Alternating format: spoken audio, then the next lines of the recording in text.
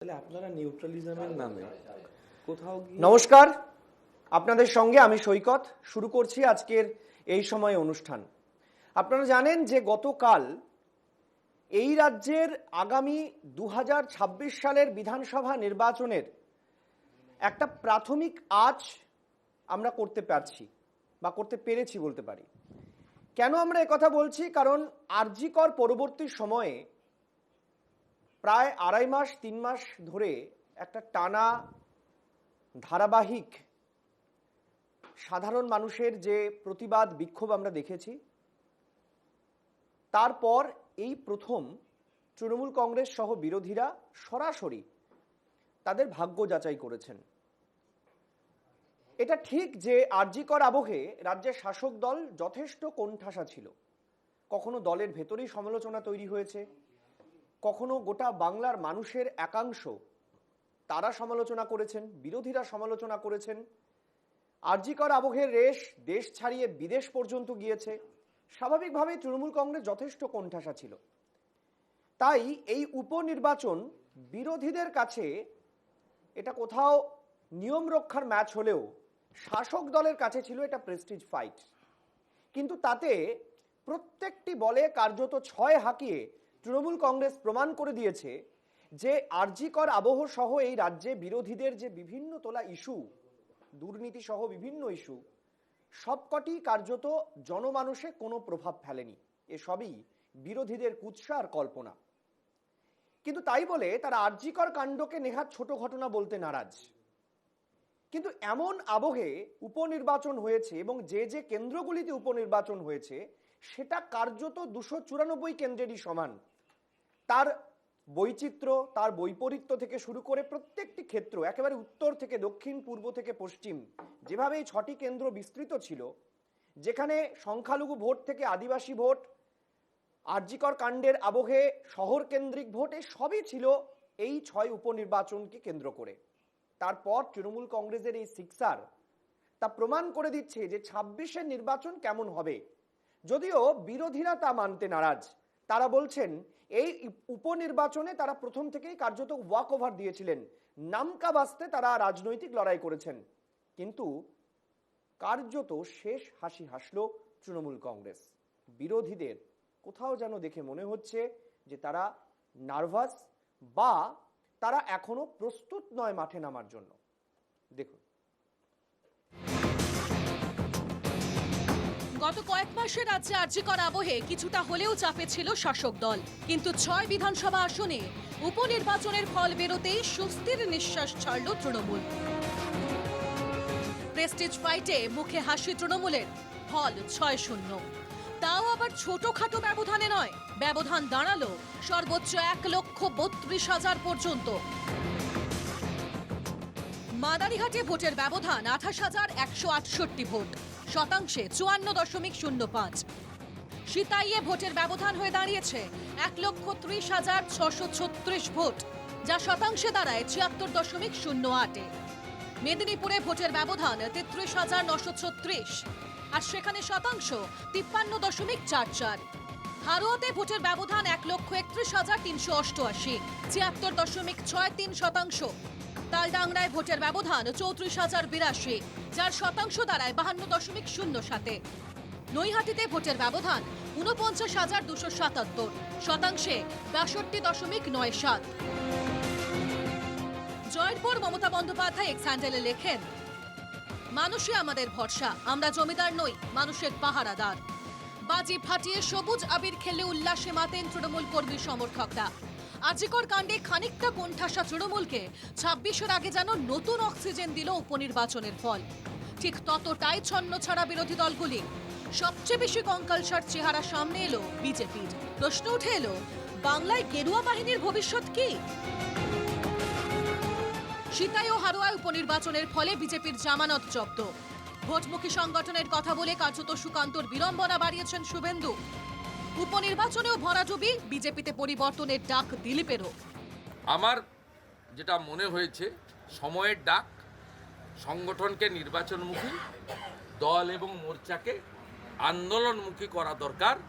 এই জনবিরোধী, দুর্নীতিগ্রস্ত, কোটি কোটি ছেলে মেয়েকে বেকার বানিয়ে দেওয়া, ট্যাব থেকে সাইকেল, সর্বত্র দুর্নীতিতে নিমজ্জমান, পুলিশ নির্ভর, রোহিঙ্গা নির্ভর এই তৃণমূলকে উৎখাত করতে গেলে আমাদের রাস্তায় আরও বেশি করে থাকা দরকার। লোকসভাতে আমাদের রেজাল্ট ভালো হয়নি বা ইলেকশনও ভালো হচ্ছে না, অবশ্যই পার্টির মধ্যে চিন্তন মন্থন হওয়া উচিত যে পার্টির কাজ করার পদ্ধতি, নির্বাচন লড়ার পদ্ধতি ইত্যাদি পাল্টানোর দরকার আছে, কি করা উচিত সেটা চিন্তা ভাবনা হওয়া উচিত পার্টির মধ্যে, তার মধ্যে পরিবর্তন হওয়া উচিত।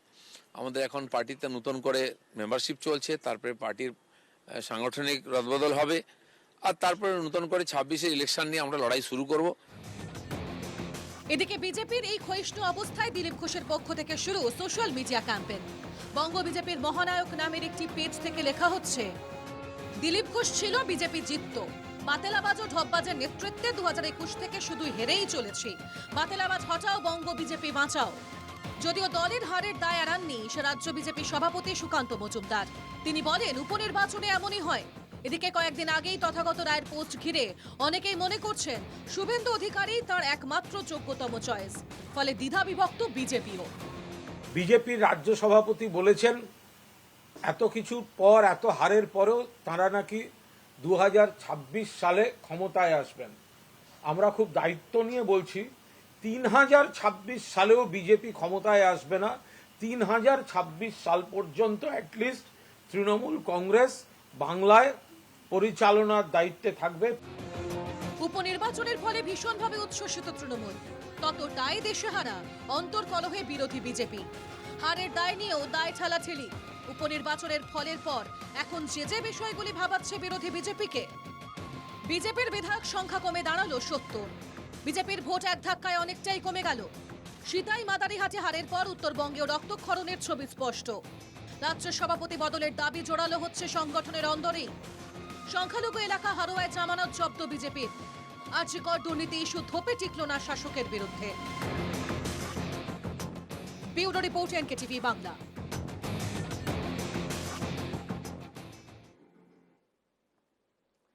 আমি পরিচয় পর্বে আসবো। আমাদের সঙ্গে আলোচনায় রয়েছেন অধ্যাপক, তৃণমূল কংগ্রেসের মুখপাত্র প্রদীপ্ত মুখোপাধ্যায়। প্রদীপ্তকে স্বাগত আমাদের অনুষ্ঠানে।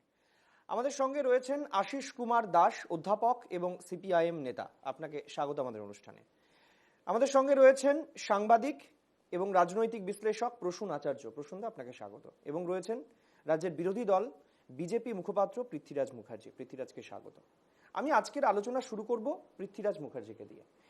পৃথ্বীরাজ, আমাদের এই প্রতিবেদনে একটা স্পষ্ট যে বিজেপির এখন চিন্তার কারণ কি কি। মূল চিন্তার কারণ হচ্ছে, আমার সাংবাদিক হিসেবে মনে হচ্ছে যে বিজেপির জামানত জব্দ হওয়া।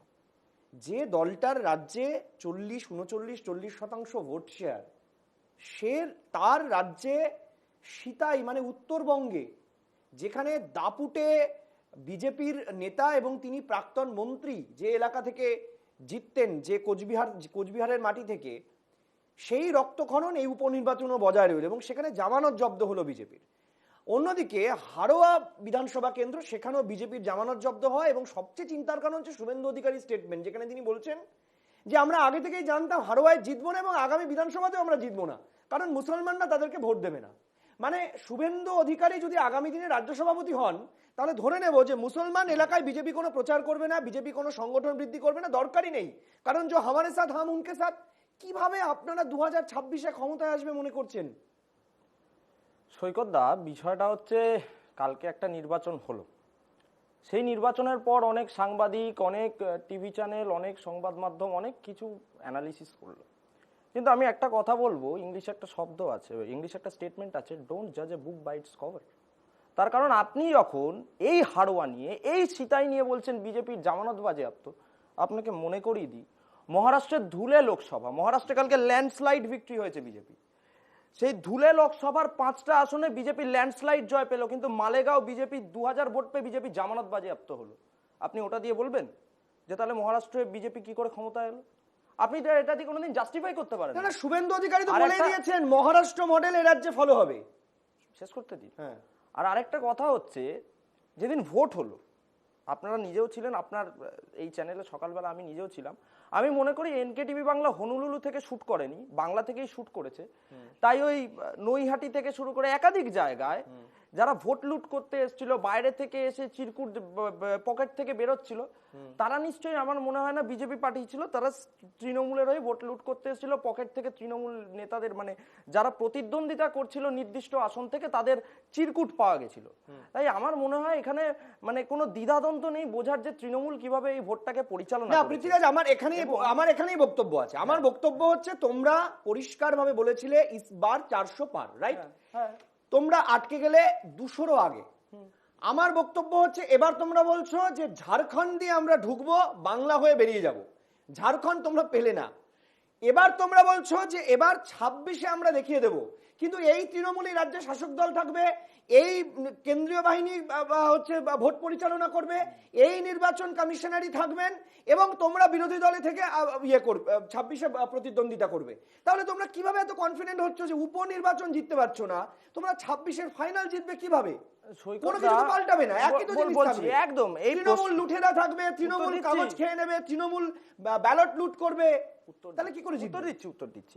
হরিয়ানায় যখন নির্বাচন হয়েছিল, অনেক সাংবাদিক কল্পনায় পোলাও রান্না করেছিল, ভেবেছিল হয়তো হরিয়ানার নির্বাচনে কংগ্রেস এবার আসবে, কংগ্রেস সেখানে সরকার গঠন করবে, কিন্তু তারপর সেখানে ছাই পড়ে গেল। মানে সেই কল্পনার পোলাও কি আপনারা ঝাড়খণ্ডে রান্না করেননি? স্বাভাবিকভাবেই মহারাষ্ট্রে সেই কল্পনার আমি পোলাও ঝাড়খণ্ডে রান্না করেননি? বলছি মহারাষ্ট্রে বিজেপির যেমন ঠিক বাংলায় লোকসভায় 6টা আসন কমেছে, ঠিক মহারাষ্ট্রে বিজেপির 14টা আসন কমে গেছিল। মানে মহারাষ্ট্রে নিখোঁজ হয়ে গেছিল। আপনার এই বক্তব্যে তারপর প্রমাণ সেইখান হয়ে থেকে আমরা যাচ্ছে যে ফিরে বাংলা নিয়ে আপনাদের চিন্তাই নেই। না বাংলা আপনি নিয়ে বাংলার চিন্তা নেই 6টা নয়। আসন নিয়ে কথা বলতে দাঁড়া, বারবার আপনি শেষ চলে করতে যাচ্ছেন দিন, মহারাষ্ট্রে। শেষ করতে দিন। বাংলার ডেমোগ্রাফি, আরে বাংলার বাবা। রাজনীতি, বাংলার পরিচিতি তা কখনোই মহারাষ্ট্রের সঙ্গে একমত হতে পারে না। একরকম রাজনীতি হতে পারে। একদমই তো নয়। বা মহারাষ্ট্রের মতো বিনা রক্তক্ষয়ী নির্বাচন তো বাংলায় হয় না, ঝাড়খণ্ডের মতো বিনা রক্তক্ষয়ী নির্বাচন ফিয়ার সাইকোসিস তো বাংলায় হয় না। তাহলে ঝাড়খণ্ডে হারলেন কেন? বিষয়টা ঝাড়খণ্ডে হারলেন কেন? আমি বলছি সব রাজ্য যে জিততে হবে এমন কোনো কথা নেই। ঝাড়খণ্ডে আমরা 38% ভোট পেয়েছি। ঠিক এই কথাটা যদি মহারাষ্ট্রে হারতেন আপনারা বলতেন। আমরা 38% ভোট পেয়েছি, মহারাষ্ট্রে হারতাম না। ওইসব এখন কল্পনা। মহারাষ্ট্রে ল্যান্ডস্লাইড ভিক্টরি হয়েছে। আর যারা ওই অজিত পাওয়ার নিয়ে প্রশ্ন তুলেছিল, অজিত পাওয়ার নিজের ক্ষমতা দেখিয়ে সেখানে কিভাবে সরকার প্রতিষ্ঠা করতে হয় সেখানে বিজেপি দেখিয়ে দিয়েছে। তাই আপনাকে খুব পরিষ্কার কথা বলি, বাংলায় যখন নির্বাচন হয়, আমরা এই কেমিস্ট্রিতে যখন একটা ইকুয়েশন লেখা হয় বা কোনো একটা রিঅ্যাকশন হয়, তখন এটা সাধারণ রিঅ্যাকশন হয়। আর আরেকটা কেমিস্ট্রি রিঅ্যাকশন হয়, সেটা হয় ক্যাটালাইটিক রিঅ্যাকশন। আর এইখানে যেই ভোটটা আজকে মানে আপনারা যে উপনির্বাচনটার কথা বলছেন, সেখানে ক্যাটালিস্ট হিসেবে ক্রিমিনাল রোল প্লে করেছে, যার জন্য আপনারা দেখতে পেয়েছেন যে মহারাষ্ট্রে যখন একসাথে নির্বাচন হচ্ছে, ঝাড়খণ্ডে যখন একসাথে নির্বাচন হচ্ছে, সেখানে কোনো রাজনৈতিক খুন হচ্ছে না, কিন্তু বাংলায় দাঁড়িয়ে তৃণমূল পরিচালনা করছে উপনির্বাচনে, সেখানে তৃণমূল কর্মী অশোক সাউ খুন হচ্ছে জগদ্দলে। এর কোনো জাস্টিফিকেশন আছে? আরেকটা কথা হচ্ছে যে যখন বাংলায় একটা উপনির্বাচন হচ্ছে, সেই সময় মানুষ জানে যে এই 6টা উপনির্বাচনকে কেন্দ্র করে বাংলার মসনদে কোনো পরিবর্তন আসবে না। কারণ আমরা দেখেছিলাম যখন দিনহাটায় নির্বাচন হয়েছিল, তখন যেহেতু দিনহাটার মাথাভাঙা টাউন থেকে বিজেপি লিড পেয়েছিল, তাই বহুমুখী প্রকল্প যেটা রাজ্যের সরকার পরিচালনা করে, সেইখান থেকে উদয়ন গুহ ডাইরেক্ট হুমকি দিয়ে দিনহাটার মানুষ, মাথাভাঙার মানুষকে বঞ্চিত করেছিল। পৃথ্বীরাজ, যদি তোমার এই সহজ অঙ্কই হয়, মানে একদম শুভেন্দু অধিকারীর একদম পরবর্তী বক্তব্যটা তোমার গলায় শুনলাম, উনি বলছেন আমরা জানতাম এই উপনির্বাচনে 6-6টা আমরা হারবো। তাহলে আমি বলছি এই ভাবনায় যদি সাগরদিঘির মানুষ ভাবতেন, এই ভাবনায় যদি একসময় বসিরহাট দক্ষিণের মানুষ ভাবতেন, তাহলে আজকে বাইরন বিশ্বের জন্মদিন না, আজকে শ্রমিক ভট্টাচার্য বিধানসভায় যেতে পারতেন না। আর তুমি ভুলে যাচ্ছ যে উপনির্বাচনকে যতটা তোমরা যতই ছোট করার চেষ্টা করো, এই উপনির্বাচন তোমাদের কাছে শুভেন্দু অধিকারীর মুখ থেকে বেরানো ওই বুলিকে প্রমাণ করে দিচ্ছে যে বিজেপির সংগঠন আজকে ভোটমুখী সংগঠন নেই। শুভেন্দু অধিকারী স্বীকার করছেন যে বিজেপির সংগঠন ভোটমুখী নয়। বিজেপির নেতা শুভেন্দু অধিকারী স্বীকার করছেন, বিজেপির প্রাক্তন রাজ্য সভাপতি বলছেন, বিজেপির প্রাক্তন রাজ্য সভাপতি বলছেন বাংলায় 500টা। আরে আমি বলছি না, শুভেন্দু অধিকারী বলছেন। আমি প্রদীপ্তর কাছে এটা জানতে চাই। প্রদীপ্ত, বিরোধীদের একটা স্পষ্ট বক্তব্য, এমনকি তোমরাও যখন বিরোধী ছিলে তখনও সিপিএম এর নামে একই কথা বলতে যে ভোট লুট করে সিপিএম 34 বছর ধরে ক্ষমতায় থেকেছে, কিন্তু একটা সময় তো এসছে যখন মানুষ এই ভোট লুটের বিরুদ্ধে দাঁড়িয়ে তারা ভোট দিয়ে মমতা বন্দ্যোপাধ্যায়কে জিতিয়েছেন, ল্যান্ডস্লাইড ভিক্টরি দিয়েছেন, কেউ কল্পনা করতে পারেনি। তার আগে বামেদের ব্রিগেড দেখে মনে হয়েছিল আবার বাম ক্ষমতায় আসবে। আমার প্রশ্ন হচ্ছে, এই এত হিংসার বিরুদ্ধে দাঁড়িয়েও বিজেপি আমরা দেখতে পেয়েছি 77টি সিট পেয়েছে। এই এত হিংসার বিরুদ্ধে দাঁড়িয়েও বিজেপি 2019-এ 24টা সিট পেয়েছে। এত হিংসার বিরুদ্ধে দাঁড়িয়েও বিজেপি একাধিক নির্বাচনে পঞ্চায়েত পুরসভা দখল করেছে। তাহলে সেগুলো কিভাবে হচ্ছে? মানে ওখানে কি তৃণমূল ওয়াকওভার দিয়ে দেয়? আমি জানি না ওয়াকওভার দেয় কি, ম্যাচ খেলে কি, খেলার পরে বলে যে আমরা খেলতেই চাইনি, শুধু মাঠে নেমেছিলাম বিভিন্ন খরচপাতি করার জন্য। আমি জানি না। আমি পৃথ্বীরাজের যে বিভিন্ন সভাগুলো শুনেছিলাম বা শুভেন্দু অধিকারীর যে বিভিন্ন সভাগুলো শুনেছিলাম, তাতে আমার মনে হয়েছিল যে শুভেন্দু অধিকারী মারাত্মকভাবে আরজি করের প্রসঙ্গ এবং আমাদের রাজ্যে যে দুর্নীতির অভিযোগ আছে তা নিয়ে মাঠে পড়ে নেবে এই 6টা নির্বাচনের মাধ্যমে 26 একটা বার্তা দিতে চলেছেন। এগুলো তোমাদের চ্যানেলেই শোনা, শুভেন্দুবাবুর ফেসবুক পেজেও এখনো তার বক্তব্যগুলো রয়েছে বা বিজেপির নানান লোকেদের ফেসবুক পেজে সেই বক্তব্য রয়েছে। তার 180 ডিগ্রি বলবো না, 360 ডিগ্রি টার্ন আউট হয়েছে ইন এ নেগেটিভ কনটেক্সট সেইটা। কিন্তু আমার যেটা খুব ভালো লাগলো যে দেখুন বিজেপি কিরকম উল্টো যাওয়া, পাল্টে যাওয়ার মতন ঘটনাগুলো ঘটায়। যখন আমরা পশ্চিমবঙ্গের অবস্থান বিভিন্ন ঘটনার পরিপ্রেক্ষিতে ব্যাখ্যা করতে, একটা তুল্যমূল্য বিচার করার জন্য তুলনামূলক রাজনীতির কনটেক্সটে ভারতের অন্যান্য রাজ্যের ঘটনাক্রম বলতাম, তখন ওরা শুরুতেই বলতো ভারত ভ্রমণে কেন যাচ্ছ। আজকে পশ্চিমবঙ্গের রাজনীতির বাতাবরণের কনটেক্সটে তাদের যখন কথা বলতে হয়, তাদের প্রথমে হয় আমেরিকাকে টানতে হয়, তারপরে মহারাষ্ট্রকে টানতে হয় বা গুজরাটকে টানতে হয়। অর্থাৎ ডেভেলপমেন্টাল কনটেক্সটে তারা যখন তুলনা করবে তখন সেটা ভারত ভ্রমণ নয়। আর যখন আমরা আমাদের তৃণমূলের ভালো কাজের কনটেক্সটে ভারতের অন্যান্য রাজ্যের খারাপ কাজগুলোকে দেখার চেষ্টা করব, তখন সেটা ভারত ভ্রমণ হয়ে যায়। বিজেপির এই ন্যারেটিভ বিল্ড আপের জায়গাটাই মানুষ ধরে ফেলেছে যে বিজেপি কিভাবে বলে আর কিভাবে করে, দুয়ের মধ্যে ব্রিজ আছে কিনা মানুষ সেটা বুঝতে পেরে গেছে। শুভেন্দুবাবুকে বলবো যে একটা সমস্যা হয়ে যাচ্ছে যে 2019 সালে যখন আপনারা একটা বেশি আসন পেয়ে গেলেন লোকসভা ভোটে এবং তার ভিত্তিতে যখন আপনারা ক্যালকুলেশন করে দেখলেন যে আপকিবার নিশ্চিত 200 পার, সরকারকে তাড়িয়ে দেওয়ার সময় চলে এসছে, সেইখানে আপনারা 77-এ থামলেন। থামার পরে আপনাদের ন্যারেটিভ সেট হলো 3 থেকে তো 77 পেয়েছি, আমরা বৃহত্তম বিরোধী দল, আমাদের 2 কোটি কত লক্ষ লোক রয়েছে। তাহলে সদস্যতা, বাংলায় নতুন শব্দ শিখছি, সেই সদস্যতা গ্রহণের জন্য আপনাদের এক একটা নেতাকে 5টা 10টা করে সিম ব্যবহার করতে হচ্ছে কেন? আমি তো বলবো যে আধার কার্ডের মানে ব্যক্তি হিসেবে আধার কার্ডের নাম্বারগুলোর কনটেক্সটে কতগুলো সিম উঠছে দেখলেই বোঝা যাবে বিজেপিরা ওই 1 কোটি সদস্য গ্রহণ করতে গিয়ে কিরকম নাকানি চোয়ানি খাচ্ছে। তার কনটেক্সটে এখন 10টা মাথা হয়েছে, মানে সরি রাবণেরও তো 10টা মাথা ছিল, 10টা চিন্তা, কখনো অনুপম, কখনো সৌমিত্র, কখনো আবার হয়ে যাচ্ছে দিলীপ ঘোষ, কখনো হয়ে যাচ্ছে সুকান্ত মজুমদার, কখনো শুভেন্দু অধিকারী, কখনো কামিনী কাঞ্চন। আমি বলছি এই যে সমস্যা হয়ে গেলেন বিজেপি মেম্বারশিপের, আমি বুঝতে পারলাম। এবার চুপ করে থাকার যদি স্বভাব না থাকে কিছু করার নেই। বিজেপির সমস্যা যে চুলকায় সারাক্ষণ, মানে শুভেন্দুনার নাম শুনলেই তখনই সমস্যা আছে এদের। তো তাহলে তৃণমূলের ব্যাপারে বলার অধিকার পৃথ্বীরাজের নেই? না না, অধিকার তাহলে বেকার কথা বাড়ি তো লাভ নেই যে কথা বাড়ার জন্য। আমার মনে হচ্ছে আপনি তদন্তকারী সংস্থা, বিজেপির মেম্বারশিপ নিয়ে এসে সমস্যা যাদের বেসিক এটিকেট গুলো নেই রাজনীতির, তারা রাজনীতি করতে এসে নেমে পড়েছে দুটো কথা বলে। মুশকিল যেটা হচ্ছে যে এই 10টা মাথা, সেটা আমিও বলিনি, বিজেপির সোশ্যাল মিডিয়ায় রয়েছে। অনুপম রায়কে তাহলে বলছে অনুপম রায় সিবিআই নেমেছে নিশ্চয়ই, সৌমিত্রর ভিডিও রয়েছে সোশ্যাল মিডিয়ায়, তার মানে ও সৌমিত্রর বিরুদ্ধে বলছে। শুভেন্দু অধিকারী কালকে যেটা বললো নিশ্চয়ই শুভেন্দু অধিকারী বিরুদ্ধে বলছে। বিজেপির মহানায়ক নামের পেজ থেকে বলা হচ্ছে বাতেলাবাজ ধপবাজ। আমি তোমার ওই কথা শুনেই বলছি। তো তাহলে তোমরাও কি সেই সিবিআই নেমে গেছো নাকি? মানে বিজেপির বিরুদ্ধে কিছু বলা যাবে না? আমি তো বলছি না রে বাবা, বলছে তো যে 10টা রাবণের মাথা তারা।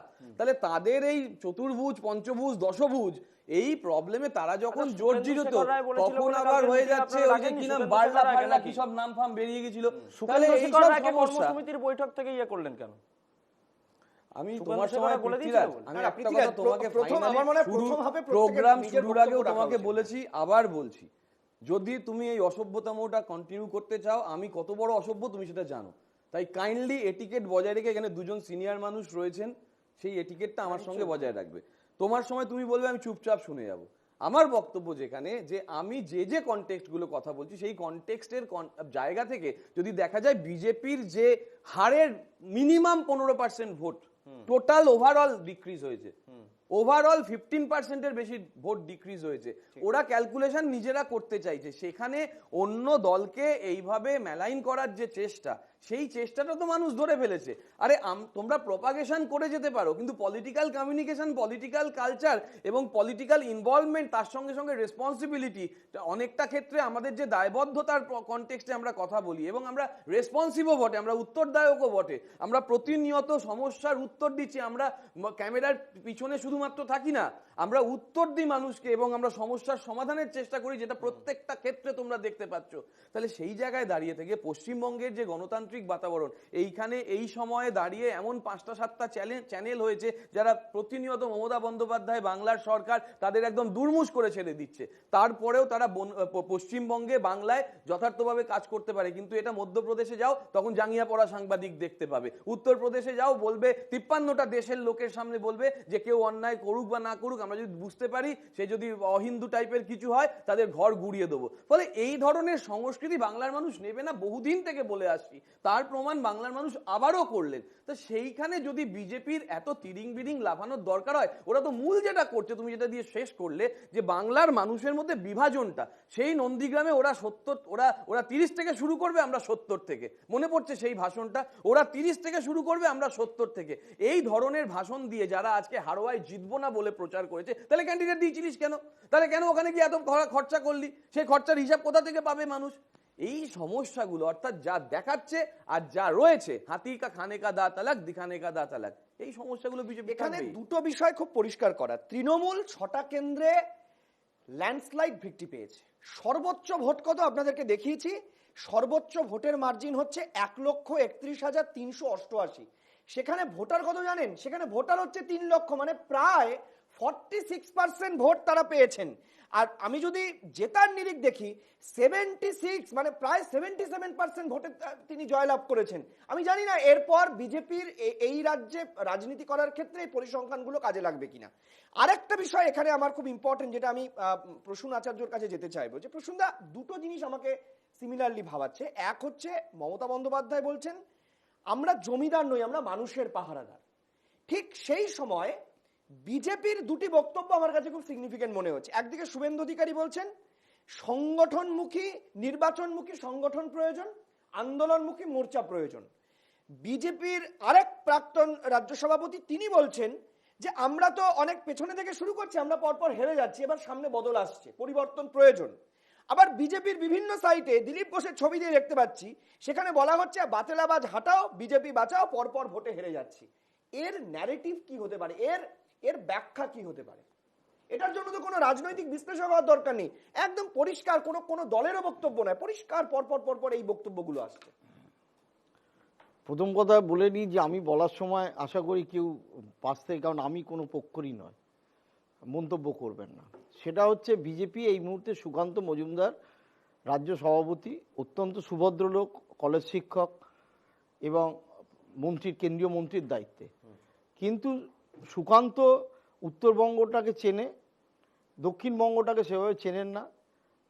তিনি যার মাধ্যমে চিনছেন, আমি জানি সুনির্দিষ্টভাবে, তারা তাকে ভুল ফিডব্যাক দিচ্ছে। 1 2 নম্বর, শুভেন্দু অধিকারী মমতা ব্যানার্জি সরকারের যা দুর্নীতির দল ভাঙা, মুর্শিদাবাদ জেলার ফাঁকা করে দেওয়া, মালদা ফাঁকা করে দেওয়া, বিরোধী দল থেকে নিয়ে আসা স্কুল নিয়োগের দুর্নীতি, তারপরে নারদা স্টিং, সমস্ত দুর্নীতির একেবারে গলা অবধি ডুবে থাকা একজন দুর্নীতিগ্রস্ত, একজন ঠিক অজিত পাওয়ারের মতো, যার বিরুদ্ধে 65,000 কোটি টাকার কেলেঙ্কারির অভিযোগের আজকে আমার পাশের যিনি আমার পুত্রসম বিজেপির পৃথ্বীরাজ মুখার্জি বললেন যে কি করে অজিত পাওয়ার জিতবে। এই অজিত পাওয়ারকেই বলে গেছিল ভারতের সবচেয়ে দুর্নীতিগ্রস্ত পলিটিশিয়ান অমিত শাহ, নরেন্দ্র মোদীরা 65,000 কোটি টাকা দুর্নীতি তার বিরুদ্ধে। সেই শুভেন্দু অধিকারী যে সব কিছুর মাথা ছিল, সে বিজেপির মুখ হয়ে খালি ধর্মীয় মুস্কানি দিয়ে ভাঙার চেষ্টা করছে। শুভেন্দু অধিকারীর দ্বারা এটা সম্ভব কোনো মতেই নয়, কারণ ভাষণবাজি দিয়ে কখনো রাজনীতি হয় না। এবং সবচেয়ে তৃণমূলের মাইনাস পয়েন্ট থাকা সত্ত্বেও এত রকম দুর্নীতি রয়েছে। আরজিকর কাণ্ডে শুধু ব্যাকসিট চলে গেছিল নয়, একা মমতা ব্যানার্জিকে দেখছিলাম গিয়ে ডাক্তারদের কাছে গিয়ে বলছেন আর প্রায় 1000 দিন জেল খাটা দলের মুখপত্র, তিনি অফিসিয়াল কি আনঅফিসিয়াল আমি বলবো না, তিনি একা ব্যাট করে যান, আমি দেখতে পাই। শ্রদ্ধেয় সম্মান রেখেই বলছি, তিনি এখন জামিনে ছাড়া আছেন, তিনি ব্যাট করেন। তো সেই ক্ষেত্রে ন্যারেটিভটা একেবারেই কাজে লাগবে না, ন্যারেটিভটা কাজে লাগার কথাও ছিল না। সেইটা আমি গত 3 মাস ধরে বিভিন্ন সোশ্যাল মিডিয়ায় বা যারা আমাকে ইন্টারভিউ নিচ্ছিল, কারণ এটা ছিল শহরের মূলত মধ্যবিত্ত উচ্চবিত্ত শ্রেণীর একটা আন্দোলন, যেটা কিছুটা পারপোরেট করেছিল, কিছুটা নিম্নবিত্তকে নাড়া দিয়েছিল। মূলত এরা লেফটিস্ট এবং এরা বামপন্থী। এরা 2016 সালে মমতাকে হারানোর জন্যে কংগ্রেস সিপিএমের জোটকে ভোট দিয়েছিল, পারেনি। 2019 সালে বিজেপিকে ভোট দিয়েছে, হয়নি। 2021 সালে আবার বিজেপিকে ভোট দিয়েছে, হয়নি। এরা মুখে বামপন্থী কিন্তু ভোট দেয় বিজেপিকে। এদের দ্বারা এরা অ্যাকচুয়ালি সমাজের 5% থেকে 7% লোক। এই 5-7% লোক কিন্তু অনেক লোক। এমনি একটা মিছিলে দেখা যাবে 10,000, 15,000, 20,000, টিভি চ্যানেল ওপর থেকে দেখাবে, নিচ থেকে দেখাবে, সেটা ভোটে কোনো কিছু যায় আসে না। মমতা ব্যানার্জি কি হয়েছে, মমতা ব্যানার্জি কংগ্রেসের যে ভোট ব্যাংক অরিজিনাল ছিল 40%, যেটা 77 সাল থেকে টানা নিয়ে চলছিল কংগ্রেস, সেই ভোট ব্যাংকটার বেশিরভাগটাকে সঙ্গে নিয়ে নিয়েছেন। প্লাস হচ্ছে সিপিএমের একেবারে কিছু আদিবাসী ভোট, কিছু দলিত ভোট, সব বস্তিবাসীর ভোট, সেটাকে সঙ্গে নিয়ে চলেছেন। সেই বেস ভোটটাও চেঞ্জ হচ্ছে না। আবার এই বিধানসভাতে যেটা দেখা গেল যে সিতাইতে বিজেপি খুব খারাপ রেজাল্ট করেছে, জামানত জব্দ হয়েছে হাড়োয়ারতে, কিন্তু বাকি 3টেতে 34% ভোট পেয়েছে। আবার যদি কোনো জেনারেল ইলেকশন আছে, বিজেপির ভোট কিন্তু অ্যাকচুয়ালি 38 থেকে 40-এর মধ্যে ওঠানামা করছে, ওটাই হবে। আর বামফ্রন্টের অ্যাকচুয়ালি ভোট বামেদের 5% এসে ঠেকেছে, ও নিচেও নামবে না, ওপরেও ওঠার কোনো জায়গা নেই, কারণ ব্যাক টু বেসিক তারা যাচ্ছে না। হোয়ারাস তৃণমূল 4-5% এগিয়ে রয়েছে, ওই 42 থেকে 44-45-এর মধ্যে ওঠানামা করছে, তার বাইরে যাচ্ছে না। এই যে রেজাল্টটাকে যদি আমরা অ্যানালিসিস করি, এই মর্মে একটা সিগনিফিক্যান্ট ঘটনা দুটো ঘটেছে। সেটা হচ্ছে উত্তরবঙ্গের রাজবংশীদের একটা প্রভাব, যেটা আগে বিজেপি পেয়েছিল, সেই রাজবংশী এবং আদিবাসী, মাদারিহাট কেন্দ্রে আদিবাসী, সিতাই কেন্দ্রে রাজবংশী, তাদের একটা সেকশন ভোট তৃণমূলের দিকে গেছে।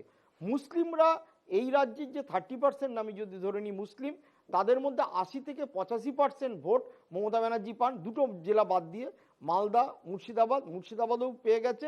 মালদাতে বাকি ছিল আব্দুল সাত্তার, মানে তিনি কংগ্রেসের ভাইস প্রেসিডেন্ট হিসেবে ওই জেলায় নির্বাচন পরিচালনা করেছিলেন, ঈশা খান জিতেছিলেন, এবং মোস্তাক, সেও প্রায় 3 লক্ষ 3.5 লক্ষ ভোট পেয়েছিল।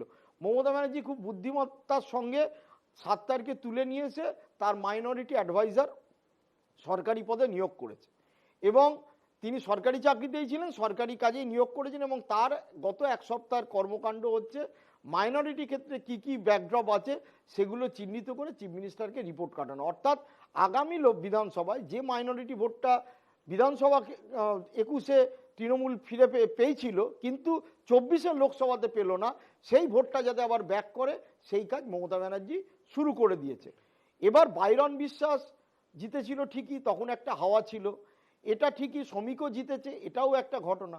এবং শুভেন্দু অধিকারী যে পলিটিক্সটা করে জিততে চাইছে, মাথায় রাখতে হবে সেটা করলে হবে না।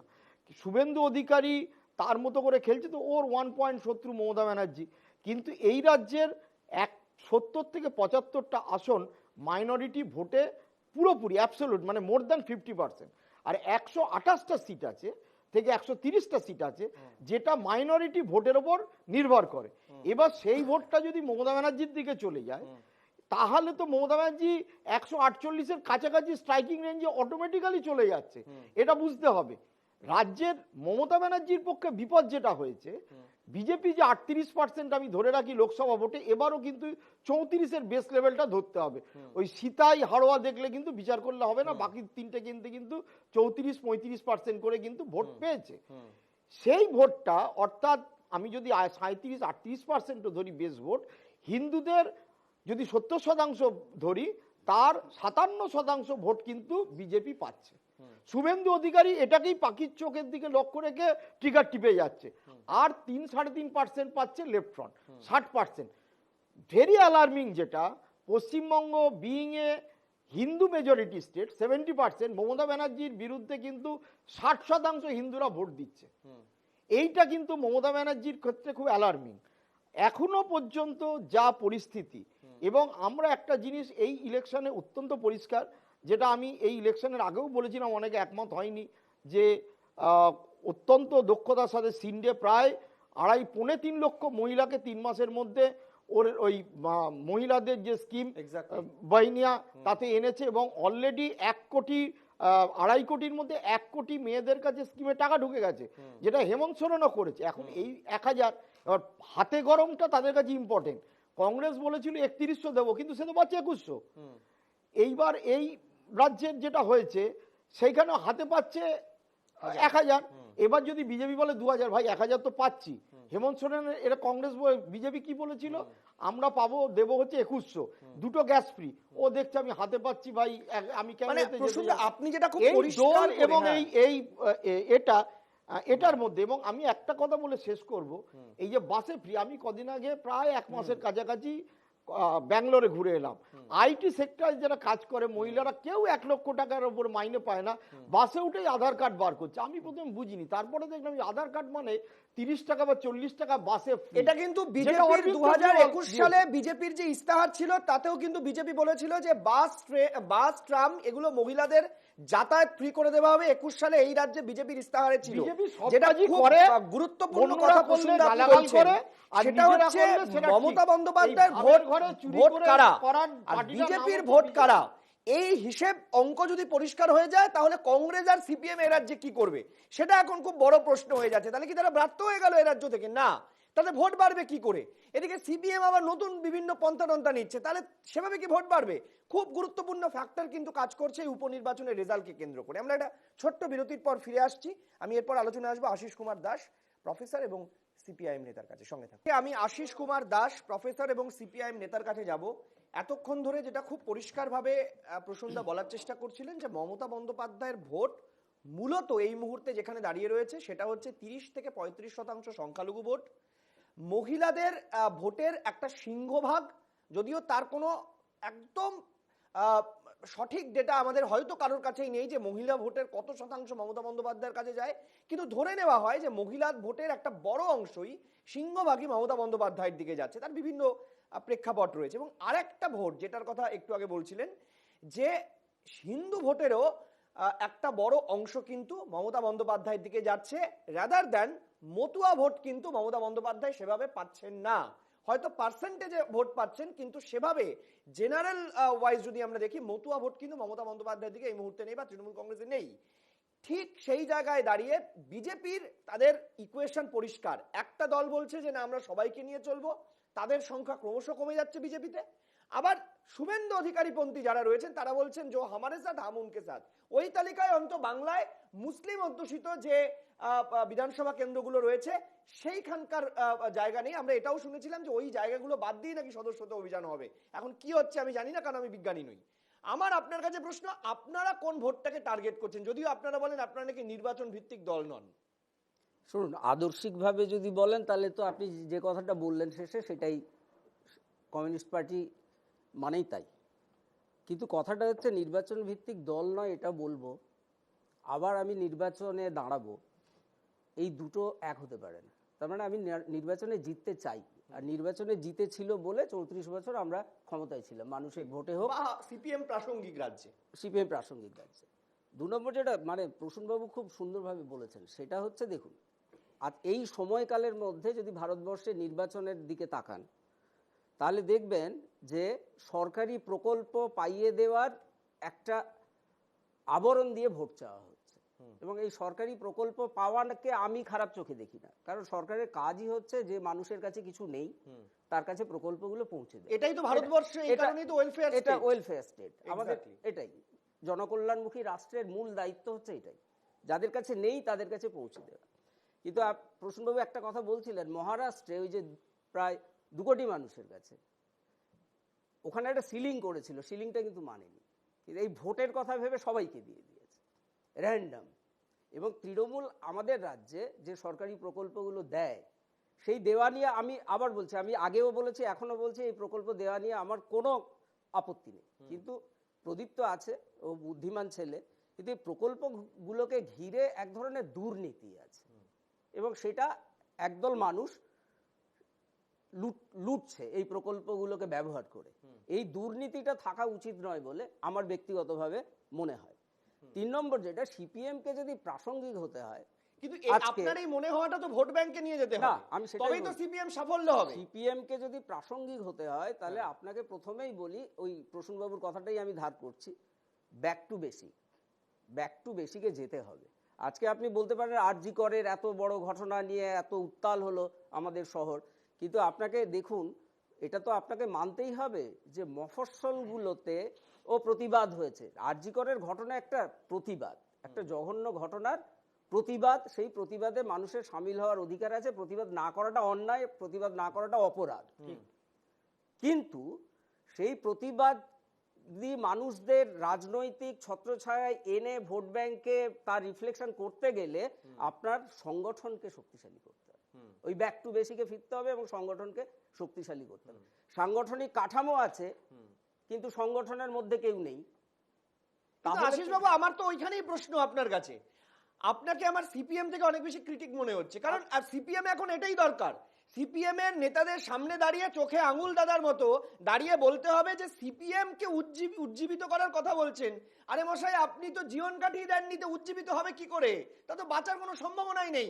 আমার এখানেই আপনার কাছে প্রশ্ন থাকবে, আমি পরবর্তীতে প্রতিবেদনে দেখাবো যে সিপিএম কি এখন সদস্য সংগ্রহ অভিযানকে সামনে রেখে বা সদস্য বাড়ানোর সামনে রেখে সেই কৌটো ঝাঁকানোর পুরনো রীতি থেকে ফিরে এসে এখন তৃণমূল বিজেপির মতো সদস্যতা অভিযান ড্রাইভ করতে গিয়ে একেবারে পিকের কায়দায়, একটু কম টাকায়, তৃণমূলের মতো অত বেশি টাকায় নয়, হয়তো শুনেছি অনেক টাকা নিয়েছিলেন তিনি, কিন্তু অত টাকায় নয়, মানে এই দুর্মূল্যের বাজারও চাকরি দিয়ে ওই ফর্মুলাকে অ্যাপ্লাই করতেছে, পেশাদারিত্বে ভরসা রাখছে। কিন্তু দেখুন, সেটা কি হবে, মানে আদৌ সম্ভব? আধুনিক যুগে আধুনিকতাকে চয়ন করা যে কোনো বুদ্ধিমান রাজনৈতিক দলের করা উচিত, এটাই প্রথম পদক্ষেপ হওয়া উচিত। কিন্তু আপনি যে পিকের কথা বলছিলেন না, পিকে তো আমি দেখলাম বিহারে একটা রাজনৈতিক দল তৈরি করে 4টে আসনে দাঁড়িয়েছিল, সবকটা হেরেছে, মানে খারাপ না, শুধু জামানত মানে পিকের ক্রেডিটে এখানে তৃণমূল আগের ইলেকশনে জিতেছিল না, তৃণমূল তার নিজস্ব পন্থায় জিতেছিল, এটা নিয়ে কিন্তু একটা প্রশ্নচিহ্ন থাকতে পারে।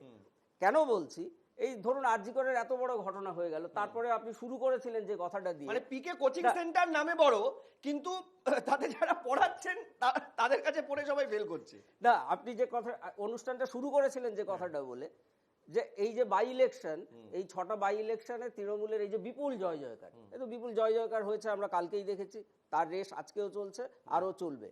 কিন্তু আপনি আমাকে বলুন, এই বাই ইলেকশনটা জেতাটা তৃণমূলের কাছে যেন তেন প্রকারে জেতাটা খুব জরুরি ছিল। ঠিক, আর জরুরি ছিল এইটার জন্য যে এই এতকাল ধরে যে দুর্নীতির ইস্যুগুলো মানুষের সামনে এসছে এবং বেশিরভাগই আদালতের জাতাকলের মধ্যে পড়ে তার কোনো রেজাল্ট বেরোচ্ছে না। এক্স্যাক্টলি। হ্যাঁ, তো সেখানে আমাদের জেতাটা দরকার ছিল, আর জেতাটা দরকার ছিল বলে প্রদীপ তো মানতে পারে, নাও মানতে পারে, সেটা তার একদম ব্যক্তিগত বিষয়। সেই জন্য সিতাইতে 76% ভোট পায়, ঠিক, সেই জন্য হাড়োয়াতে 76% ভোট পায়, সেই জন্য নৈহাটিতে প্রায় 63% ভোট পায়।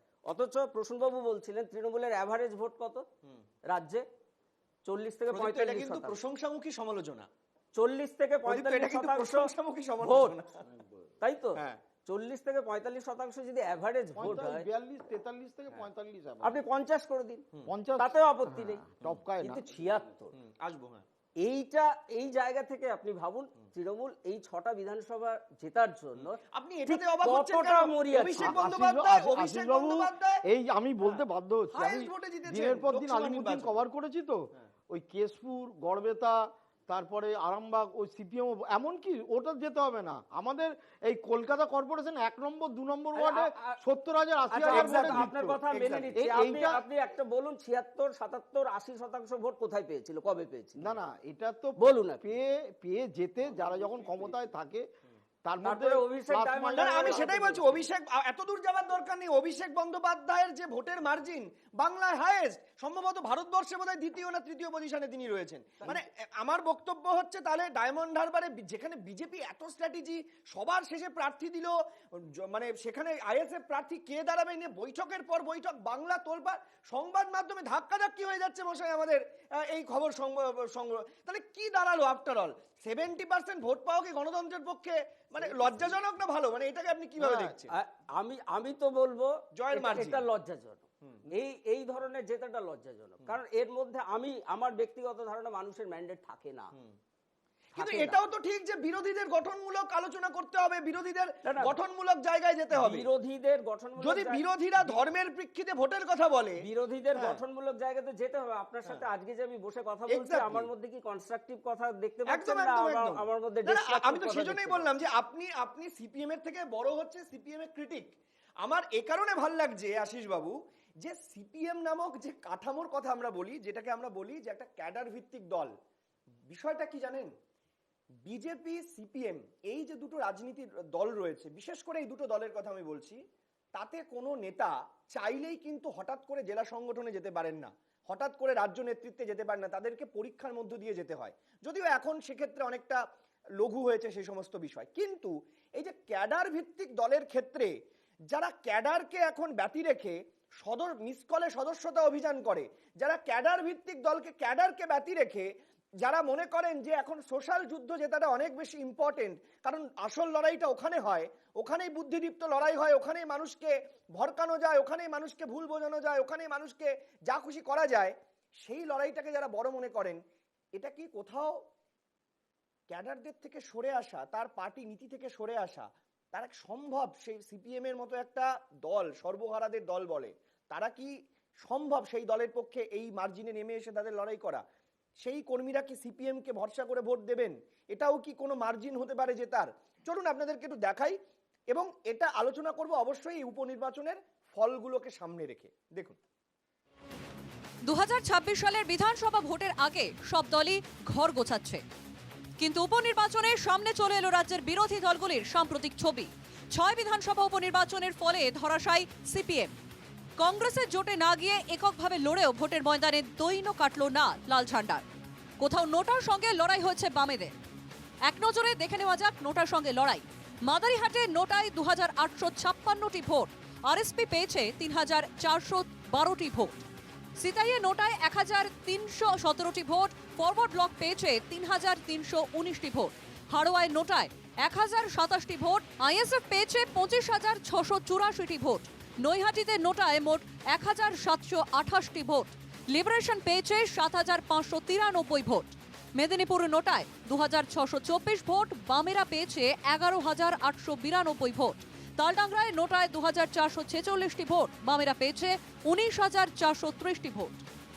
ভোটের মাঠে বামেদের সঙ্গে বন্ধুত্ব করা লিবারেশন কংগ্রেসের তুলনায় ভালো ফল করেছে উপনির্বাচনে। এখন কৌতূহলের বিষয় হলো রাজ্যের 6টি বিধানসভা আসনে উপনির্বাচনে বামেদের ভোট কি বাড়লো না কমে গেল। এক নজরে দেখে নেওয়া যাক বামেদের চড়াই উতরাই। মাদারিহাট কেন্দ্রে 2024-এর লোকসভায় 4043টি ভোট এবং 2024-এর উপনির্বাচনে 3412টি ভোট। সিতাই কেন্দ্রে লোকসভায় 2162টি ভোট এবং উপনির্বাচনে 3319টি ভোট। নৈহাটিতে লোকসভায় 14925টি ভোট, সেখানে উপনির্বাচনে 7593টি ভোট।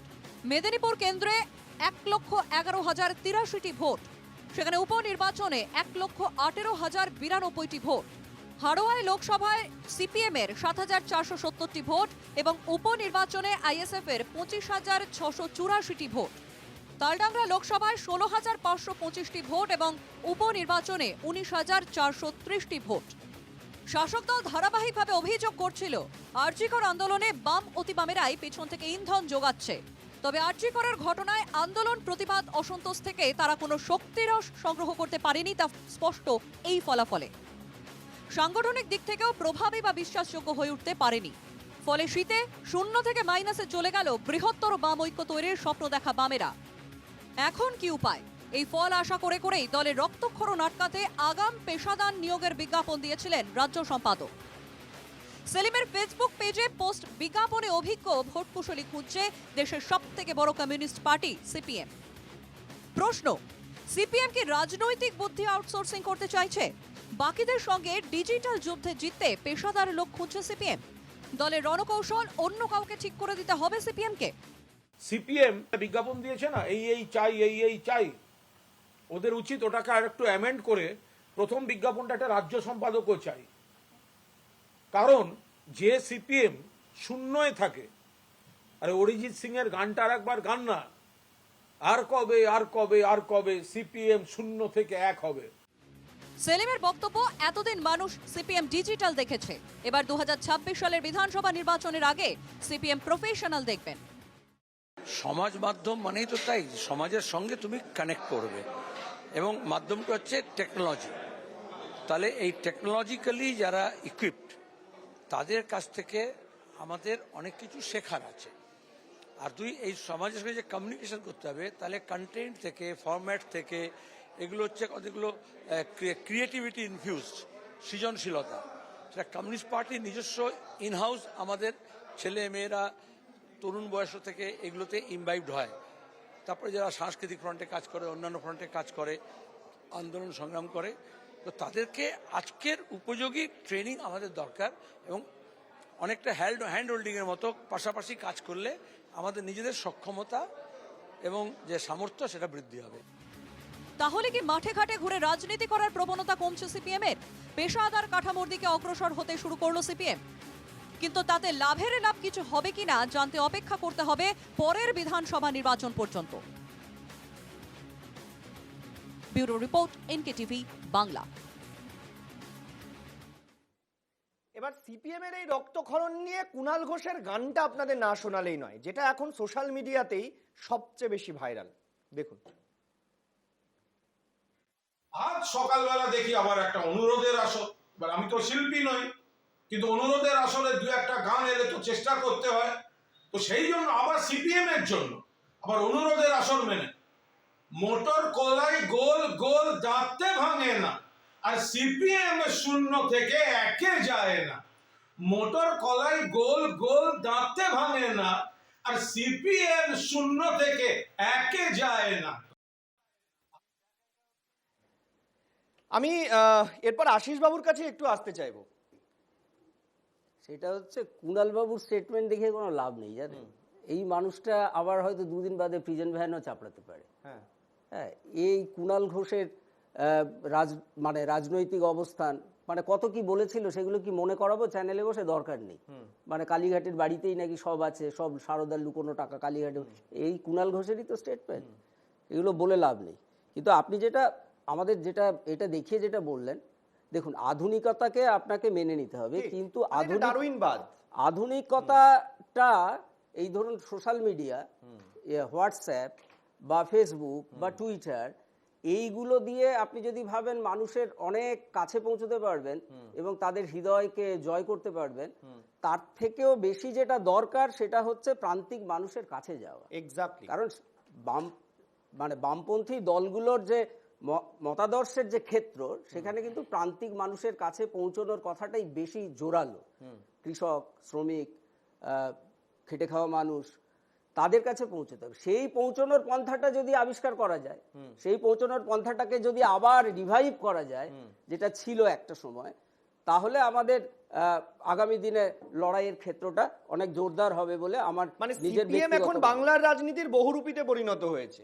মানে আমি এই কারণে এই কথাটা বলতে বাধ্য হলাম, যে সিপিএম কে আমরা দেখেছি 34 বছর রাজ্যে ক্ষমতায় থাকতে, যে সিপিএম কে আমরা বলতে শুনেছি ওরা 35 আমরা 235, যে সিপিএম কে আমরা বলতে দেখেছি যে আমরা রাজ্যে চাই না কম্পিউটার শিক্ষার নিয়ে যে অভিযোগ সিপিএম এর বিরুদ্ধে রয়েছে, যদিও সিপিএম এর অভিযোগ একটা স্কুলের ঘটনা বলে তারা বলেন, যে সিপিএম তারা মনে করতেন যে পুঁজিবাদ সাম্রাজ্যবাদের বিরুদ্ধে আন্দোলনে ঝাঁপিয়ে পড়তে হবে, তারা আজকে মানে কোথাও একটা পেশাদারিত্বের ভরসা করতে হচ্ছে।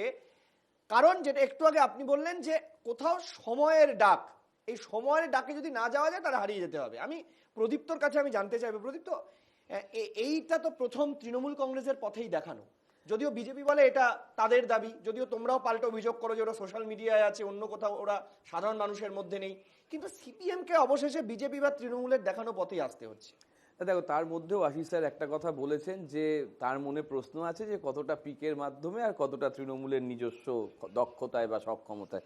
আর যদি তাই হতো, বিজেপির মতন বিজেপি পশ্চিমবঙ্গে বিজেপির নেতারাই বলেছে যে দুটো বড় কোম্পানিকে দিয়ে তারা ইলেকশন ম্যানেজমেন্ট করে, দুটো বড় কোম্পানিকে দিয়ে, তাহলে তাদের থেকে তো আরো জয় আসতে পারতো। সেইটা তো সম্ভব না। মানে মানুষের কাছে পৌঁছানোটা এবং এজেন্ডা, ইস্যু ওরিয়েন্টেশন, এইগুলোকে পরিষ্কারভাবে মানুষের কান অব্দি পৌঁছানো এবং তাদের সঙ্গে নিবিড় সম্পর্ক, ইন্টার কানেক্টেডনেস করে, এই যে মানুষের প্রয়োজনীয় অথরিটিভ অ্যালোকেশন অফ দ্য ভ্যালুস তো আমরা পলিটিক্সে পড়েছি, এই মূল্যটাকে কিভাবে আপনি পৌঁছে দিতে পারছেন, আপনার চাহিদাটাকে কিভাবে পৌঁছে দিতে পারছেন, তার মেথডটা কি। আগে আমার বাড়ি 2004 সালে যখন আমরা সোদপুরে একটা বাড়ি কিনলাম, তার মোরামের রাস্তা ছিল, ড্রেনও কাঁচা ছিল। তো ওয়ার্ড কমিটির যিনি প্রধান, তার কাছে পৌঁছালাম, তিনি বললেন সবে তো এলে, আগে দেখি তোমরা কে, তারপরে রাস্তা হবে। ফলে এই যে ভাবনাটা, এটা অনেকটা পাল্টেছে। আগে একটা সিপিএম নেতার ফোন নাম্বারও কারোর কাছে থাকতো না, একদম গ্রাসরুট রিয়েলিটি বলছি। নেতাদের কাছে পৌঁছাতে গেলে অনেক কাঠখড় পোড়াতে হতো। আজকেও সোদপুরে যে ওয়ার্ডে আমরা থাকি, সেখানে 30 নম্বর ওয়ার্ড, রাস্তার আলো ঠিক হচ্ছে না, বলে দিচ্ছে পানিহাটি পৌরসভা কন্ট্রাক্টরদের টাকা আটকে দিয়েছে, তাই হচ্ছে না। কিন্তু ওটা হচ্ছে 30 নম্বর ওয়ার্ড, ওটা হচ্ছে একজন সিপিএম, দীর্ঘদিন ধরে ওখানে সিপিএম রয়েছে এবং তার যিনি ছিলেন, তার বাবাও তিনি ছিলেন চেয়ারম্যান।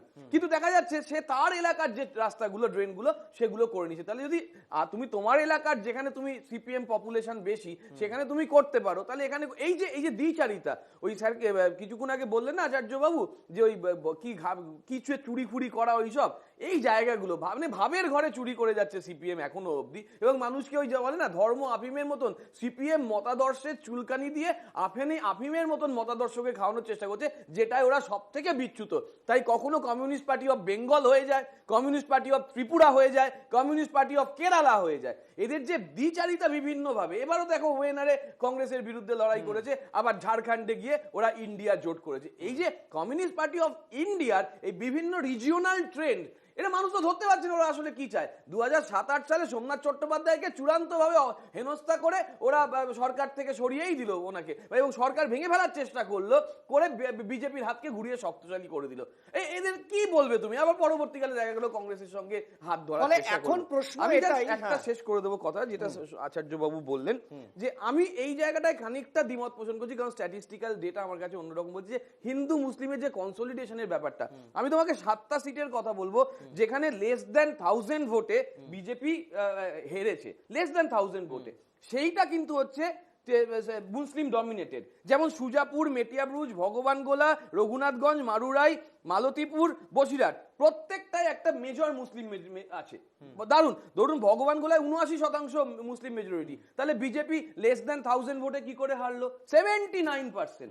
ঠিক একইভাবে রঘুনাথগঞ্জে বিজেপি সেকেন্ড হয়েছে, 21 সালের কথা বলছি, তাহলে সেখানে কি করে হলো? ওখানে হয়েছে 73%। আমার শেষ কথা, হিন্দু মেজরিটি অঞ্চল 4টে তোমাকে বলছি। বলরামপুর 91% হচ্ছে তোমার হিন্দু, দাঁতন 88% হিন্দু, কুলটি 80% হিন্দু, জলপাইগুড়ি 89% হিন্দু। সেখানে দেখা যাচ্ছে দুটো বিজেপি, দুটো টিএমসি। তাহলে এখানেই বা হিন্দু ভোট কনসলিডেশন হলো করে, মুসলিম তো কম। ফলে ওইভাবে ডাইরেকশন দিয়ে হবে না। আমি যেটা বুঝতে পেরেছি আমার বক্তব্য অনুযায়ী, যে কোথাও কোথাও নেতৃত্ব, কোথাও কোথাও সংগঠন, কোথাও কোথাও ন্যারেটিভ, কোথাও কোথাও ডেলি নিড, কিভাবে মানুষের কাছে পৌঁছাচ্ছে। যেমন আজকেই ঘাটালের ঘটনা, সেটা চোখে আঙুল দিয়ে দেখিয়ে দিচ্ছে যে যেদিন তৃণমূল এত ভালো ভোটে জিতছে, তার পরের দিনই ঘাটালে দেখুন এই কাণ্ড। আমি পৃথ্বীরাজের কাছে যাব। পৃথ্বীরাজ, না, বিষয়টা হচ্ছে যে দাদার অনেক কথাই শুনলাম, যে মুসলিমরা ভোট দিয়েছে, মুসলিমরা ভোট দেয়নি, অনেক কিছু শুনলাম। আমি প্রথমে বলি, এই যে এত কিছু হলো, এই যে এত কটা উপনির্বাচন হলো, আমরা দিনহাটায় দেখতে পেয়েছিলাম উদয়ন গুহ প্রায় 1,10,000-এর উপর মার্জিন করেছিল। তারপরে পরবর্তীকালে 24 সালের নির্বাচনে এসে দেখলাম সেই সিটটা বিজেপি হেরেছে, জেতেনি, কিন্তু সেখানে 10,000 মার্জিন ছিল। পরবর্তীকালে আমরা এই যে ধূপগুড়িতে আমরা দেখেছিলাম বিজেপি 4,000 ভোটে হেরেছিল, সেই ধূপগুড়িতেই জয়ন্ত রায় 20,000 ভোটে লোকসভায় জিতেছে। তো এইরকম উপনির্বাচনের ফলাফল দিয়ে আমরা কোনোদিনই বাইরেটাকে জাস্টিফাই করতে পারি না। আর আরেকটা কথা হচ্ছে, কিছুক্ষণ আগে তুমি বললে সৈকতদা সিপিএম এর বহুরূপী তত্ত্ব, সিপিএম যে বহুরূপী এটা তো সবাই জানে। তার কারণ আরজিকর ঘটনায় রাজনৈতিক কতটা, অরাজনৈতিক কতটা, এই রাজনৈতিক অরাজনৈতিক করতে করতে ভোট বাক্সে মানুষ সিপিএম কে অরাজনৈতিক করে দিয়েছে, তাই জন্য সিপিএম শূন্য। এইবারে আসি, এই যে মুসলমান তত্ত্ব, এই মুসলমান তত্ত্ব হচ্ছে, দেখুন মুসলিমরা আমাদের সমর্থন করেছে, কেন করেনি কে বলেছে? কিন্তু বিষয়টা যেটা যে আপনাকে যদি আমি ওই ফুরফুরা শরীফের কাসেম সিদ্দিকীকে আপনি চেনেন, সেই কাসেম সিদ্দিকীর যদি আমি বক্তব্যটা তুলে ধরি, সেই কাসেম সিদ্দিকী বলেছিল যে বাংলায় যে অপপ্রচার চালানো হচ্ছে, যে অন্যান্য বিজেপি শাসিত রাজ্য যেমন অসম, উত্তরপ্রদেশ, মধ্যপ্রদেশ, যেখানে এখানে বিজেপি আছে সেখানে যেমন এই অপপ্রচারটা চালা হচ্ছে যে মুসলমানদের জনমুখী বহুমুখী প্রকল্প থেকে বঞ্চিত করা হচ্ছে কিংবা মুসলিমদের সাথে অপব্যবহার করা হচ্ছে, তা একদমই মিথ্যে। এটা বাংলা একটা অপপ্রচার। এবং এই যে আজকে যে ভোটটা আপনি দেখতে পাচ্ছেন, এই যে মুসলিম তৃণমূলের যে ভোটটা এখন দেখতে পাচ্ছেন, আপনাকে আমি মনে করি যে গুলশান কলোনি, আপনি তো শুনেছেন কিছুদিন আগে এই বাইরের অনুপ্রবেশকারীদের আমি এক মিনিট পৃথ্বীরাজ, আমার এখানে খুব পরিষ্কার কথা, যদি মুসলমান সম্প্রদায়ের ভোট তোমাদের দরকার হয় তাহলে শুভেন্দু অধিকারী প্রকাশ্যে বলছেন কেন যে হামারে সাথ হাম উনকে সাথ? অবশ্যই যে মুসলমান আমায় ভোট দেবে আমি তার সাথে আছি। মুসলমানদের মধ্যে আবার ভাগাভাগি করছো না, কি বলছো তুমি? আমি বলছি এখন বলছো যে হিন্দু মুসলমান না, মুসলমানদের কথা ভাগাভাগি হবে। সময় নেই। আমি একটুখানি একদম প্রসূনদার কাছে যেতে চাইবো। প্রসূন একদম আমাকে ওয়ান লাইনার একটা শুধু আমাকে বলুন, একদম সময় নেই। আমি আসবো প্রসূনদার কাছে জানতে চাইবো। একদম সময় নেই, ওয়ান লাইনার। সিপিএম নিয়ে বলা হলো, আমার মনে আছে যে হায়দ্রাবাদে প্রচুর বড় বড় র্যালি করতো পার্টি কংগ্রেসে সিপিএম। তো আমি সীতারাম ইয়েচুরিকে জিজ্ঞেস করেছিলাম যে এত বড় বড় র্যালি হয়, এত লোক ভোট পায় না কেন? বললো এর থেকেও বেশি লোক হয় চেন্নাই শহরে। আমরা যদি মনে করি চেন্নাই শহরটা বন্ধ করে দিতে পারি অটো রিক্সা হলে, আসলে লোকে যখন ভোট দেয় এই লোকগুলোই তখন যে জিতবে সরকার করবে আর যে সরকার করবে না এর মাঝখানে ফারাক করে। সেখানে সিপিএম আসে না, আইদার কংগ্রেসকে ভোট দেয় নয়তো চন্দ্রবাবুকে ভোট দেয়। তখনও তো অন্য তেলেঙ্গানা হয়নি, সেই সময়কার কথা বলছি। চেন্নাই তো এইভাবেই হয়, সিপিএম এর লোকেরা ডিএমকে কে ভোট দেয় নয়তো এডিএমকে ভোট দেয়। এখানেও আন্দোলন বিজেপি কোনো কালে করেনি, আন্দোলনের রাস্তায় নেমেছিল সিপিএম, কিন্তু ভোটের যখন দিতে গেল লোকে তখন তারা কিন্তু বিজেপিকে মমতা ভোটটা কিন্তু বিজেপি পেয়ে যাচ্ছে। এইটা বিজেপি যে আন্দোলন করে কোনো রাজ্যে এসছে এ অভিজ্ঞতা নেই। রাম মন্দির আন্দোলন তো জনতার কোনো বেসিক নিডের উপর আন্দোলন না। প্রসূনদা, একটা বিষয় আমাদের এখানে খুব পরিষ্কার যে রাজ্যে যদি মানুষের কাছ থেকে ভোট পেতে হয়, মানুষকে বিভ্রান্ত করে নয়, তাহলে মানুষের কাছে যেতে হবে, মানুষের বিশ্বাস অর্জন করতে হবে, মানুষের পাশে 24 ঘন্টা থাকতে হবে। যে দলের বিরুদ্ধে অভিযোগ তার কর্মীদের পাশে থাকে না, সে মানুষের পাশে কি থাকবে? এই অভিযোগের উত্তর কি দেবে বিজেপি? সিপিএম তারা মানুষের কাছে পৌঁছানোর আগে তারা সোশ্যাল মিডিয়ায় মানুষের মোবাইলে ঢুকতে চাইছে। আরে মানুষের মনে ঢুকতে হবে সবার আগে, বিশ্বাস আনতে গেলে এই জায়গাটা সবার আগে বুঝতে হবে। আমার অনুষ্ঠান আজকে আমরা শেষ করছি। আমার মনে হয় এই অনুষ্ঠান থেকে আমরা কোনো দলকে বার্তা দিতে চাইনি, আমরা পালস বোঝার চেষ্টা করলাম। ধন্যবাদ প্রত্যেককে, নমস্কার।